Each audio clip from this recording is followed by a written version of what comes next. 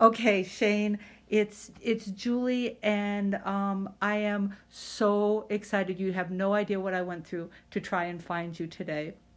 I'm surprised. I didn't think anybody cared enough to find me. So you're retired now. Yeah, yeah. Wow, hell, I lived to 62. God bless you. You know, considering they told my mother I was gonna die when I was born. That's pretty good. I always figure I was what 3. I had mumps and encephalitis, and they told her I was gonna die. Oh So my God. I'm 65. So I figure I got a bonus of like 60 years Oh my God. that I wasn't supposed to get. Shayne, I have to tell you, over the last 12 years, you have given me some of the best material, and I've enjoyed our conversations. You and I are at the two ends of the political spectrum, and Right. I've always loved how respectful and open and genuine you've been in our conversations. And if you don't mind, today, I don't mind if you don't mind the answers. You know me, I'm going to tell you what I think. So, well, if it's okay, I'm going to start with my number one question I ask you every year. If you could describe in one word how you feel about this upcoming election, what would that word be? about the what? The election. Oh, what this election? Yeah. How do you? What one word? It's a mess. Fair. That's fair. And when last we spoke, I was listening this morning to our last interview together, and you were super hopeful because Donald Trump was such a good businessman, and really it was a different kind of leadership. And Right. Well, I remember being in social studies and what is that? Back then, I was in a private all boys school, so like 3rd or 4th grade. And I remember thinking at that point, why do we have politicians running what is obviously a giant corporation? right, you You did. know, so I've thought this ever since I was young. That as soon as you figure out all politicians do is lie and they don't do anything, then that's why they hate Trump, because he won't play their game. He didn't get invited to the Bilderberg boys meeting this year, so the One World Order guys have been working on this for 30 years, So, and they're just about to have achieved it. They're really close. This, as far as I'm concerned, this whole pandemic thing was bullshit, and they did it just to see if they can make you do what they want you to do. Lock yourself down. Don't go do this. Don't do that. Lock yourself down. They've created more problems because the fact of the matter is that flu is not as bad as the regular flu that we used to get. The other thing is, if I need an electron microscope to see it, you really think that flimsy piece of paper does anything? I mean, get a grip, people. The only way you can, when you see somebody work in can't talk. it's okay. And virus, you see the nurses. What do they wear?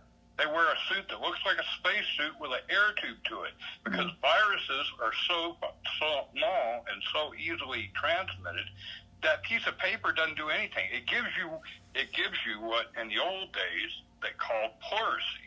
And I read a thing on the internet where a nurse had been through like a 14-hour surgery, and she got pleurisy because of it. Because what you're doing is you're rebreathing CO2 and your own bacteria. Okay. And what it does is it gives you an infection on the outside of your lungs. It doesn't kill you, but it's just painful as hell. So, Sean, I'm going to share with Yeah. you, because one of the things that you've always been really open to is like when I share my personal information. So for me, because I know how technical you are, and I've watched you solve really complex issues when you fixed my bike that year. So here's the thing that I want you to know. On January 20th, my mom died of coronavirus. And she was in a place where everybody was doing everything right. Okay. Yeah. And you're right that the masks, and because you might remember I'm a mechanical engineer too, kind of like you. And I understand that masks are not, there's a lot of information out there, and a lot of it good and a lot of it bad. Well, But and that's been another problem with these people. None of their numbers jive. Nobody's on the same page. yeah, I agree with that. So, but how we get those numbers and how we Yeah. what we hear. Like for me, this virus isn't the same as a flu. My mom has gotten flus before. My mom, from the time she went from a cough at 9 o'clock at night, by 2:50 the next morning before I could get there, we lost her while I was on Yeah, the phone. from which flu? No, this was from coronavirus. She tested positive for coronavirus. Oh, coronavirus. I'm sorry to hear that. That's terrible. But for me to, I don't know. I'm one of those. You know me. I don't conform and I don't go along and I don't believe half of what these people say. I believe that there's a bad flu. We have a bad flu every year, and it kills elderly and it usually kills children. You know, this is nothing new. This flu, when you don't have any vomiting and no diarrhea to go along with it, I've not believed them from the beginning, and I think that it's airborne, and they say it isn't. oh, it is airborne. Yeah, I agree with you. If it's airborne, that mask is the only mask that would do you any good. Would be like you saw a gas mask from World War II, where you had charcoal canisters in and out.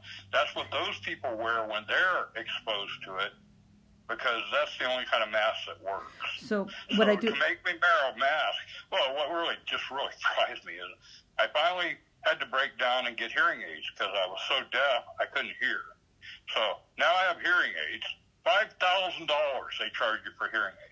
So you have hearing aids, and then you put your glasses on, you can hardly hear. Now they want you to put a mask. By the time I get it on, why did I spend $5,000 for hearing aids? I can't hear shit. Oh, I'm sorry. It's all plugged up with mask crap and glasses because I'm old and blind. You know?